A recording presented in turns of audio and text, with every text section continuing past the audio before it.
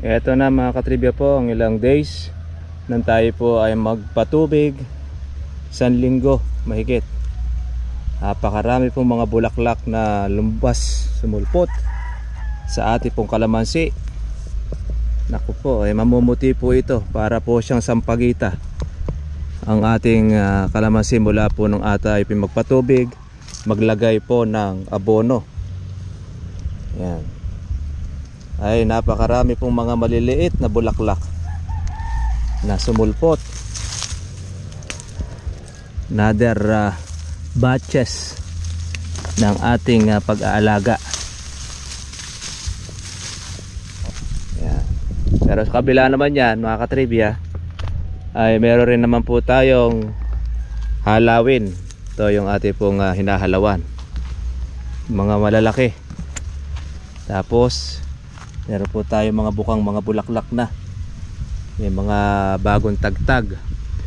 Yung pong nakaraan na hindi po nagbulaklak, na parang lalaki, ngayon lumabas po ngayon ang mga bulaklak nila sa bawat kilikili ng ating kalamansi. Galit na galit ang kalamansi natin sa dami ng bulaklak. Marami rin pong mga buko ating pan-January. Nako, kaya gaganahan tayo lalo sa ating pong pag-aalaga mga katribya. Dito pong ating kalamansi sa dami po ng bunga. Marami ng bunga, marami pang mga bulaklak tayong nakikita. Nukuha na rin natin itong mga baging na sagabal din ito sa ating kalamansi. Yan. Anong daming bulaklak. Grabe. Lumalaylay na ang bunga ng ating kalamansi. Lumalaki na ang ating mga pansunod. Yan. Bawat mga kilikili, lahat halos ng mga dulo puno ng bulaklak. Ngayon magkakatalo na lang ito mga katribya sa pag-aalaga. Meron po tayong mga kasabayan na ganito rin po, marami po mga bulaklak.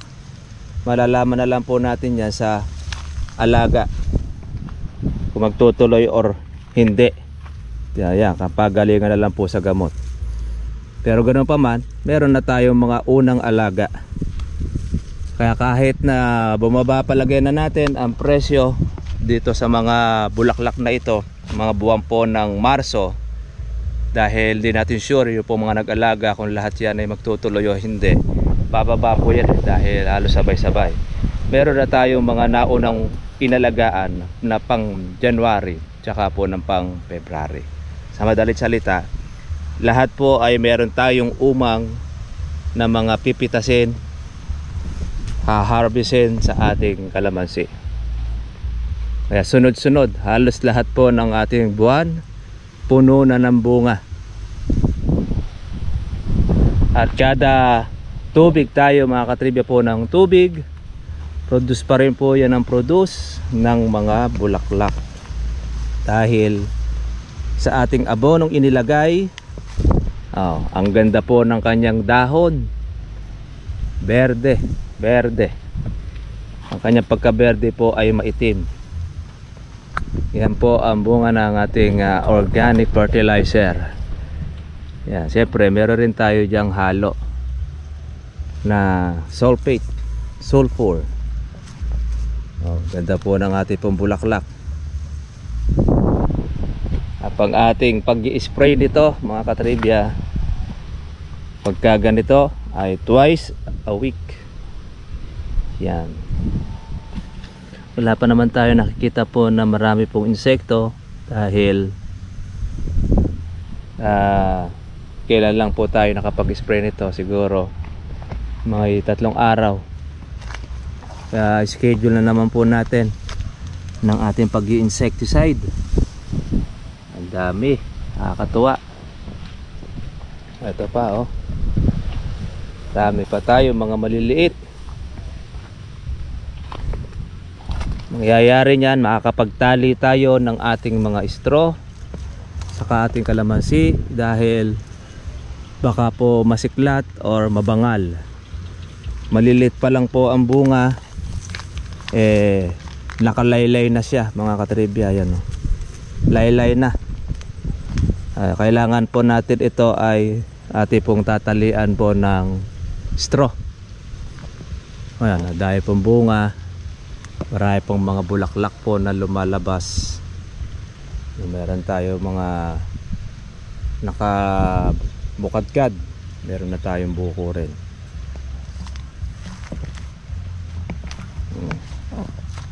Sangkapan yan mga katribya. Napakasipag mamulaklak, magbunga ng ating kalamansi. Ngayon meron po tayong subscriber na babahala dito po sa ganitong meron tayong mga bulutong.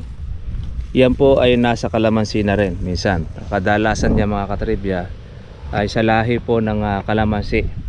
Pero yan naman po ay nawawala pagka pupitasin, nababatak po siya, kumikinis dahil doon po sa ating mga ini-spray po na foliar para po doon sa dahon. Ayan. Yan, makikita ninyo kung paano paputiin sa bulaklak ang inyo pong kalamansi. Basta't susundin lang natin ang ating pong instruction. Hindi po mahirap pong magpabulaklak ng marami kagaya nito. Ang siyempre, ang talagang pinaka the best po dyan, kailangan ay tama po yung ating pagtitigang at yung kondisyon. Importante dyan yung kondisyon ng ating kalamansi. Kailangan ang kondisyon niya ay hindi po natin siya tutubigan at yung kanya pong dahon na medyo magulang-gulang na. Tapos lalagyan po natin ito mga katribya rin ang ating abono.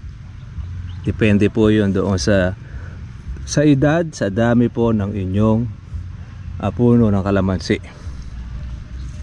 Pagka po bata ang kalamansi, di po natin kailangan dapat tambakan po ng maraming abono. Baka naman po yan ay mapwersa. Kailangan ang paglalagay po natin mga katribya po ng abono dapat ay doon sa actual o sa edad ng kalamansi. Dahil itong atin na ito kung 2 taon at mahigit ng kalahating taon, ay ang lagay natin dito ay nasa 4 na bulto ng ating second na paglalagay. Pero yung una natin paglalagay rito ay nasa 5 na pinaghalo po natin ng organic tsaka po yung sulfate. Pero ganoon pa man, meron na tayong una pong nagbunga. Tapos ito naman po yung next batch natin. Pwera pa po yung mga ibang mga maliliit na mga gamunggo. Iba-ibang buwan po yan, panahon ang ating magiging pitasin. Meron naman po tayong mga halawin o pulutin ang tawag sa amin. Ito naman ang pang maintenance natin sa ating pag-aalaga. Dito natin kukunin kung paano tayo magpapatubig. Yan ang ating pong hahalawin, panggastos po para sa kanya. Hindi na po manggagaling sa ating bulsa ang ating pong pipitasin, ang ating kukunin sa ating pagpapatubig. Yung lahat po na malalaki na yon. Kaya matitira po yan mga katribya po yung mga pang January natin. Iba naman po siya. Kaya masusuplayan po natin siya ng patubig, pati pa rin na po ng ating pong pag-spray sa pamamagitan din po ng kanyang bunga, dahil makakahalaw tayo sa kanya. Siyempre doon na rin natin nakukuha po yung ating pong mga panggastos. Yung mga ilalabas sa bulaklak na ito, yan po ang magiging pinaka neto na natin yan, dahil makukuha na po yung ating ginastos doon sa ating pong bunga na mga pang January. Itong mga bagong bulaklak na ito, yan po ang magiging net income natin mga katribya. Kaya kailangan gagalingan natin ang ating alaga, dahil kapag po hindi po maganda ang ating magiging alaga, kahit mamuti sa bulaklak ang inyo pong kalamansi, yan ay malalaglag at malalaglag, sisira yan. Kaya pagdating po ng mga buko na yan, makikita ninyo marami na po siyang kupildong, iba na po ang size, may mga tusok-tusok na siya ng putakte. Pero ito kasi Maaga po natin itong inalagaan na spray kahit sa pamamagitan lang po ng ating chargeable. Daig po niya mga katribya po ang ating power spray dahil mga buo ang bunga ng ating kalamansi. Yan, wala po siyang sira, mga bilog. Kaya pong makatikim po ng patubig ang ating kalamansi ay laki po ng kanyang sinaya. At bukod sa naging masaya siya, nag-produce pa siya ng maraming bulaklak. Tingnan niyo yung mga pinagpitasan po natin ng una. Mga bulaklak po ngayon na pumalit. May kasama po siyang usbong. Yan ang maganda po sa kalamansi. Mababa. Tapos maraming bunga. Mai-enjoy po ng ating anak ang pagpitas ng kalamansi pag ito ay lumaki. Bawa gaya niyan, ang dami pong mga bunga nito, bababa yan pagka po lumaki. Ngayon pa lang, maliliit pa lang siya, gaholen, bumababa na po yung kanyang laylayan, lalo na pag yan po ay lumaki na. Napakarami po niyang bulaklak, kabanguhan, para siyang sampagita, mga ka-farmers. Yan, no?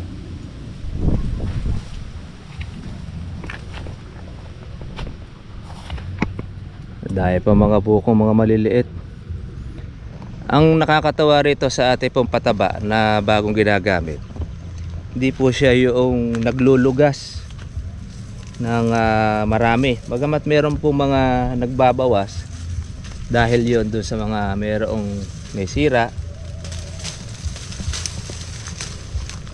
kaya siya nalalaglag. Pero pagka wala naman pong sira, mga katribya, nananatili po siya nakakapit. Inaagad na natin itong bangabaging na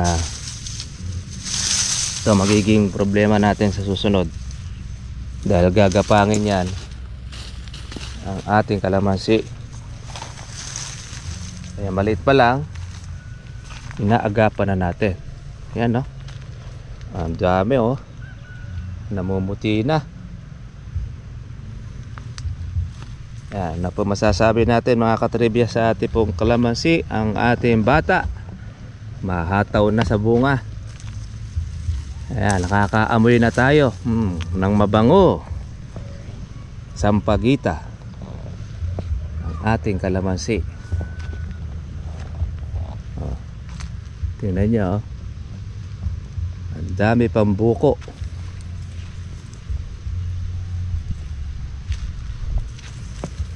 Sayang masaya. Kaya pagka ganito ang ating alaga, mga katribya, ay wag po kayong magsasawa. Kaya kailangan lang ninyo tiyaga lang, monitor kung okay ba ang ating patabang ginagamit. Ayan, palaylay, baka mamaya hindi po siya okay, magbago po kayo. Hindi po masamang magbago, lalo na kung palpak naman po yung una ninyong gamit. Yan.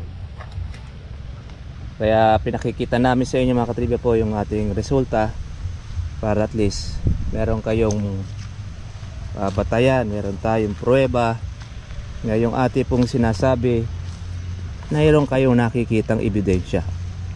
At ito nga po yon, malakas po rin magpabulaklak. Kahit na palagay natin na lahat ng mga kalamansi dito ay meron pong mga sunong ng mga bulaklak, tapos ay namumuti, palagay na, makikita nyo pa rin mga katribya po ang resulta po niyan doon po sa bunga. Dahil nyo po malalaman kung ang ating pong abono at gamot ay ginagamit ay okay pagka napuno siya ng bunga gaya nito.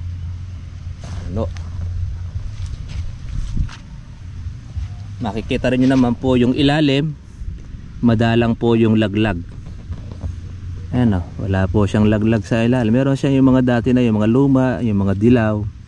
Pero po yung mga buko niya, ayan o, mga matitibay po sila. Ito, kumpul-kumpulan pa. Masarap pong pitasin mga katribya ito pag lumaki.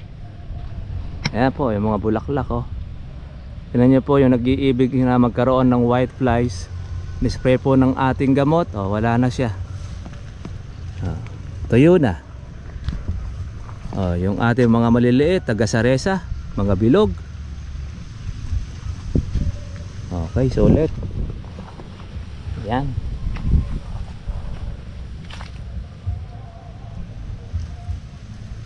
Yan yung kalamansi po natin na hindi po nagbunga yung tuktok, medyo mataas, pero yung naglabas po ng bulaklak po sa dulo, bababa po yan.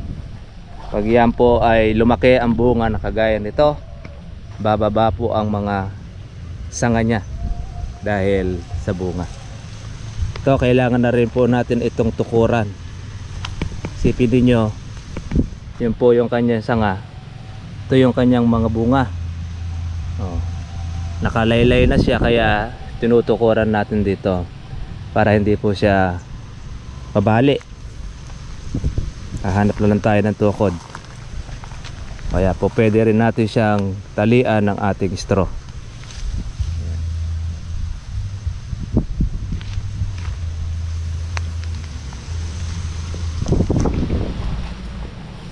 Pagka tumubo na po yung ating mga bagong damo, tsaka po natin siya i-sprayin. Ayan o, kumpul-kumpulan po yung bulaklak o. Ayan, kitang-kita po yung mga katribya. Matang hipon tawag nila rito, sa amin naman matang hito. Yan, matang hito siya, matang hipon. Iba naman kapali ito ng posporo or gaposporo. Gaganyan po ang ating pong bulaklak. Ready na po natin ang ating pang-alaga. Ayan, napuputi naman po ng mga bulaklak natin. Ganda, ayos po yung ating alagaan na sulit. Ito rin pa po yung kalanlaan ito na may sabog din po ng organic. Malabas na rin po yung mga bulaklak. Ayan, namumuti rin yan, no? Ang ganda po ng epekto niya sa kalamansi. Lahat ng kalamansi po nila nanay ngayon papupuno po ng bulaklak. Ayan, no? Ang dami lumulusot. Kung titinan ninyo, parang hindi na mabibili kalamansi pagka pinagpatayan natin po yung bulaklak, dahil napakarami po ng mga yan. Kaya lang, malalaman na lang po ninyo yan doon po sa pag-aalaga. Nakikita ninyo pagka ito hindi marunong mag-alaga, mga masisira rin po ang kanilang mga bulaklak at ang bunga. Pero yung mga marunong mag-alaga, yun, sila po makapagpapatuloy. Sila po yung marami pong mapipitas. Ganito. Kaya hindi naman po sa amin lahat marunong mag-alaga. Lalo na pag wala kang pang maintenance, wala kang pang spray, lalo na ngayon mamahal po ang gamot na ating pong ginagamit. Pag napatlangan ka, sira na rin po ang inyong bunga ng kalamansi ninyo. Wala na uli, magpapanibago ko uling alaga. Ayan o, yung kapal po ng bulaklak o. Ako po ay kabanguhan ito. Pag ito ay namukadkad, grabe, kala mo sa sampagita. Doon na rin po ng bunga. Okay mga katribya, dito na lang po at magandang araw po sa lahat, at happy viewing po sa lahat po ng ating mga bagong subscriber, at shoutout po natin sa iba't iba pong bansa o lugar kung saan nakakarating ang ating pong vlog. God bless po sa inyo lahat. Bye bye. Kita-kita na po tayo po bukas.